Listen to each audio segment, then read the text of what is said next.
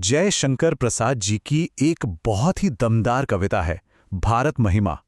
पता है, ये सिर्फ एक कविता नहीं है, ये दरअसल भारत के गौरवशाली इतिहास का वो संगीत है जो आज भी हम सबके दिलों में गूंजता है। तो आइए इस शानदार सफर पर निकलते हैं।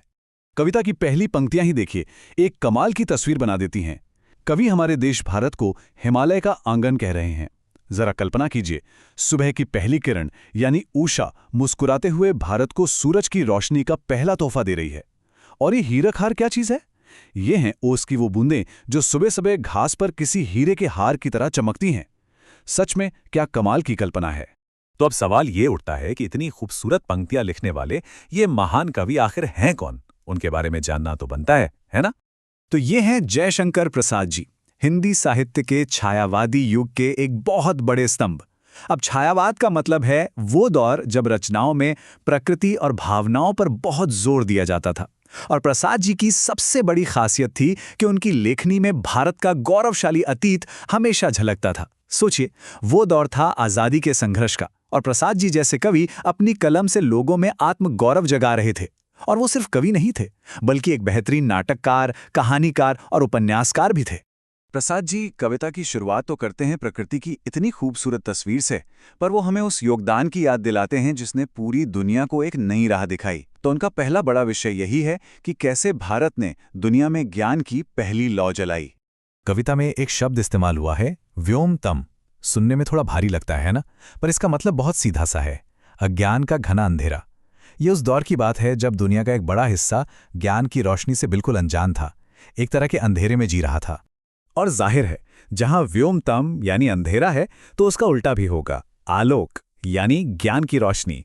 प्रसाद जी कहते हैं कि जब ये रोशनी भारत से दुनिया में फैली ना, तो सब कुछ अशोक हो गया। अशोक मतलब शोक से रहित, जहां कोई दुख न हो। मतलब ज्ञान ने सिर्फ अज्ञान का अंधेरा नहीं मिटाया, बल्कि दुनिया का दुख भी दूर किया। और ये जो जागरण था ना, ये सिर्फ किताबी नहीं था, ये कला का भी जागरण था। प्रसाद जी हमें उस समय में ले जाते हैं जब सप्त सिंधु यानी 7 नदियों की इस धरती पर खुद ज्ञान की देवी सरस्वती ने संगीत को जन्म दिया। ये सामवेद की ओर एक इशारा है, जो दुनिया के सबसे पुराने संगीत ग्रंथों में से एक माना जाता है। यहीं से सुर और ताल का तोहफा पूरी दुनिया को मिला। तो ज्ञान की बात हो गई, कला की बात हो गई, पर अब प्रसाद जी भारत की एक और बहुत ही अनोखी पहचान पर रोशनी डालते हैं, और वो है जीत की एक ऐसी कहानी जो तलवारों से नहीं बल्कि दिल से लिखी गई है। प्रसाद जी के मुताबिक भारत की असली जीत लोहे या तलवार की नहीं थी। नहीं, वो जीत थी धर्म की, नीतिकता की, जिसकी गूंज पूरी धरती पर सुनाई दी। यहां जोर जमीनें जीतने पर नहीं, बल्कि दिल जीतने पर था। और इसका सबसे बड़ा सबूत तो हमारा इतिहास खुद देता है। सोचकर देखिए, गौतम बुद्ध और वर्धमान महावीर, ये कोई मामूली लोग नहीं थे। ये सम्राट थे, राजा थे, लेकिन उन्होंने अपना राजपाट, अपना सिंहासन, सब कुछ त्याग दिया और एक भिक्षुक बनकर घर घर घूमने लगे। क्यों? सिर्फ इसलिए ताकि लोगों को दया और धर्म का रास्ता दिखा सकें। ये थी ताकत पर करुणा की सबसे बड़ी जीत। और ये प्रभाव सिर्फ देश के अंदर तक ही नहीं रहा। भारत ने अपने सबसे कीमती तोहफे पूरी दुनिया के साथ बांटे। कविता बताती है कि कैसे हमने यवनों यानी विदेशी आक्रमणकारियों को हराने के बाद भी उन पर दया दिखाई, चीन को बौद्ध धर्म के रूप में एक नई दृष्टि दी, और श्रीलंका को नैतिक आचरण यानी शील के सिद्धांत दिए। और सबसे बड़ी बात, ये सब कुछ बिना किसी सेना या जोर जबरदस्ती के हुआ। तो ये सवाल मन में आता है कि आखिर इस इतने बड़े वैश्विक प्रभाव की नींव क्या थी? कहां से आई ये ताकत? प्रसाद जी कहते हैं इसकी बुनियाद थे वो मानवीय मूल्य जो हमारी पहचान का हिस्सा हैं। कविताओं में जिन गुणों का जिक्र है, वे मिलकर एक ऐसे समाज की तस्वीर बनाते हैं जो किसी सपने जैसा लगता है। कल्पना कीजिए, एक ऐसी जगह जहां लोग चरित्र के पवित्र हों, बाजुओं में ताकत हो पर फिर भी विनम्रता से भरे हों, जहां मेहमान को भगवान समझा जाता हो, जहां जुबान और वादे की कीमत हो, और जहां पैसा जोड़ने का मकसद सिर्फ और सिर्फ दान करना हो। लेकिन क्या ये सब सिर्फ गुजरे जमाने की बातें हैं? कविता का जो अंत है वो हमें याद दिलाता है कि ये सिर्फ इतिहास नहीं, ये एक जिंदा विरासत है जो आज भी हमारे अंदर है। ये लाइनें कविता में बार बार आती हैं, और हर बार इनका असर और गहरा होता जाता है।